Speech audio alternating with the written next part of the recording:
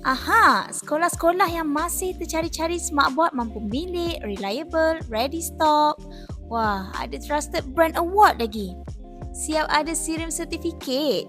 Inilah dia smartboard nombor satu di Malaysia. Semua saiz pun ada. Start dari 55 inch, 65, 75, 86 sampai 110 inch pun ada. Besar gila. Korang nak tengok and explore sendiri? Jangan risau, kita ada showroom di Puchong Selangor.